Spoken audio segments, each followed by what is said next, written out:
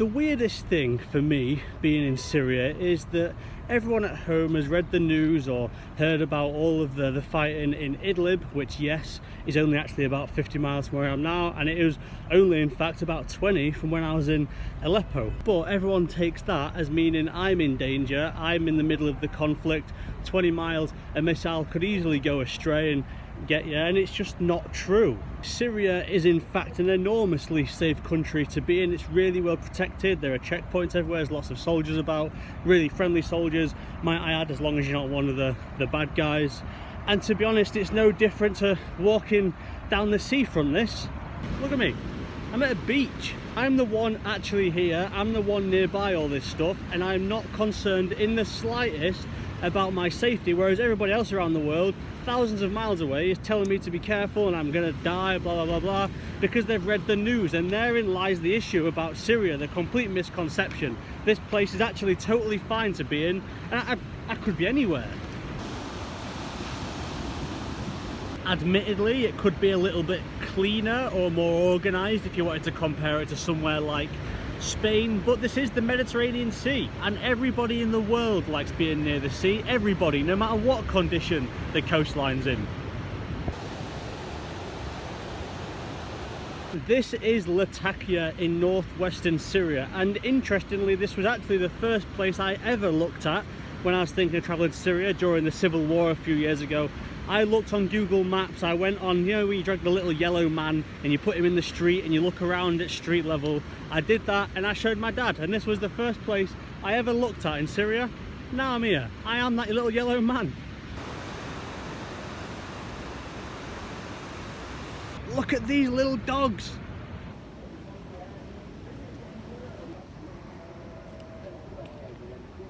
The first thing it made me think when I looked at all of this on a Google Maps a few years ago was, well, one, it's got a beach, Syria's got a beach, I thought it was all barren desert, and two, there's no way there's fighting going on here. No one's ever been mad near a beach, have they, near the sea.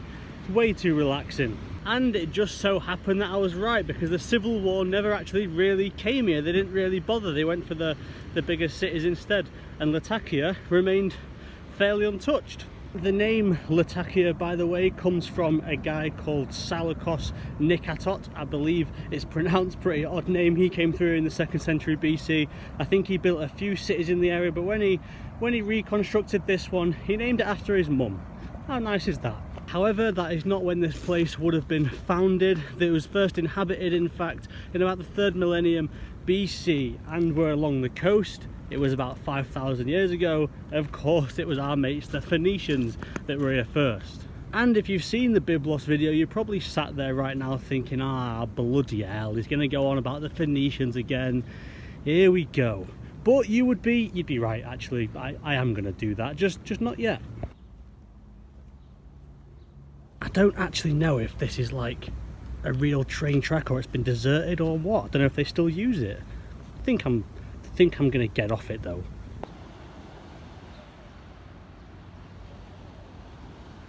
Ah, look at this, got even more puppies.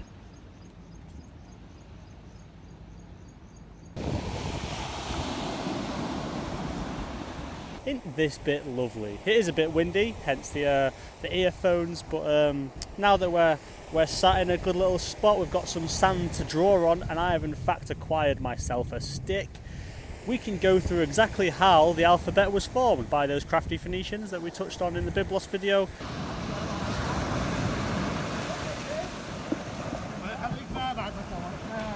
By the way, in case you didn't watch the Byblos video, the Phoenicians invented the modern alphabet system as we know it in about the 13th century BC. They decided that hieroglyphs and that kind of writing, which was awfully complicated, by the way, it used to take up huge tablets just to write simple sentences, because they used to write pictures rather than have letters. They decided that was all a bit too much, and there should be a system in place where each letter makes one single sound, and that is how every language on the earth came into existence. It's all thanks to the Phoenicians, and this is what they did. So the first letter of their alphabet was a letter called Aleph.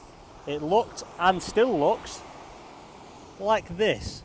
Aleph is an ox in their old language, and as you can see, we've got its little horns, and that's its face. And you can probably see now that later, for us, turned upside down, and we had the letter A. It's an upside down ox's head. They basically took words they already had, used the first letter, and that's what noise it made. So then we end up with this symbol. This is Beth. It means house, bait in their language. It's still bait in Arabic today, and that's symbol it would have looked like. Later on, it would have become this shape, which is kind of like the two sections of a house, of a bait, and then of course we end up with the modern letter B. It's a house. This kind of goes on throughout most of it, so we end up with, for example, the letter D, Daleth, which means door in their language. That was first like a triangle, the shape of what would have been a door in old places, which then became a slightly sideways triangle, and then it ended up a bit rounded, and we have the letter D.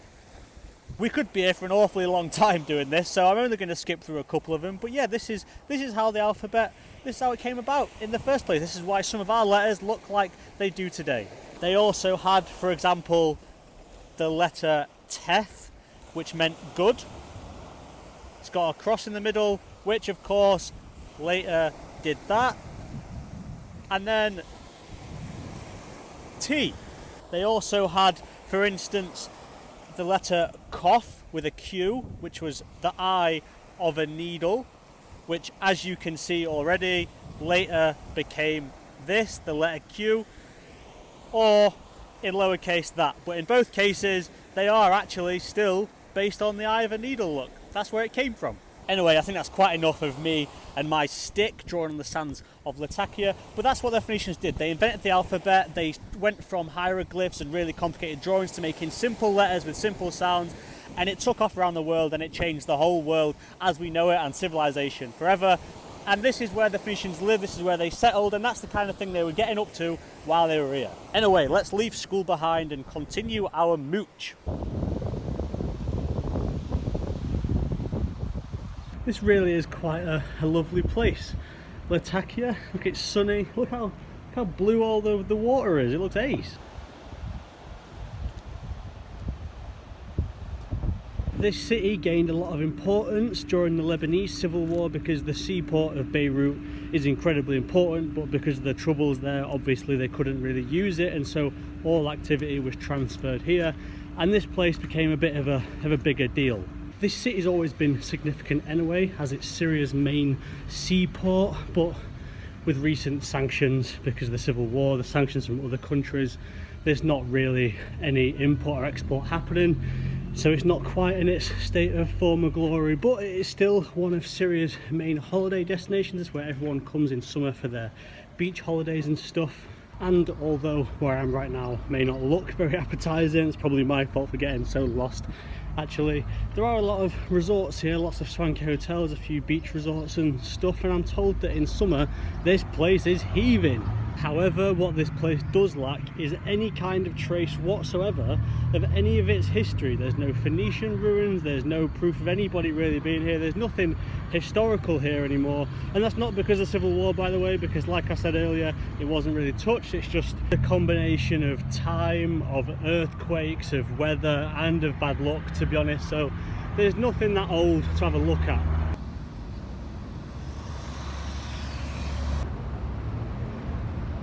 They do, however, have this, their very own pleasure island.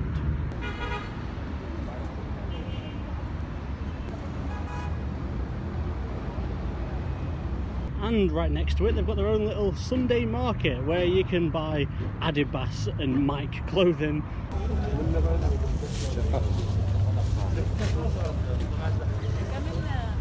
And so yeah, it's pretty much Cleethorpes just 15 years ago. The reason, by the way, this place wasn't really affected in the Civil War is because the terrorists, as they're known here, wanted to take over the big cities and the border sites. The big cities being Aleppo, Damascus, Homs, places with a kind of tactical advantage, and Latakia ticked none of those boxes. I'm told there were some explosions here and there at the very beginning, but it was never occupied by said terrorists, and largely, yeah, unaffected.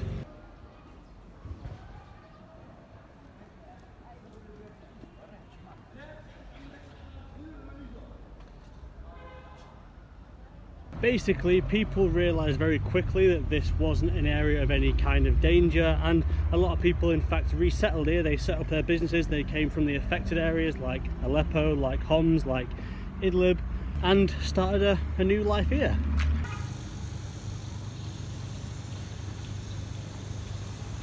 So yeah, essentially this place always was and continues to be a completely safe area. This city, by the way, produces a lot of cigarettes. In the mountains nearby there's a lot of tobacco cultivation, and they also cultivate a lot of citrusy things, all kinds of citrus fruits. And Latakia also hosted the Arab Olympic Games 33 years ago in 1987. Overall, quite a pleasant place this, quite a nice little mooch. I've enjoyed being Google's little yellow man for the day. It's been alright, and as you can see, still not been shot. Get over it, don't read all that, come have a look. Syria's pretty mint. Cheers boys, see you in a bit.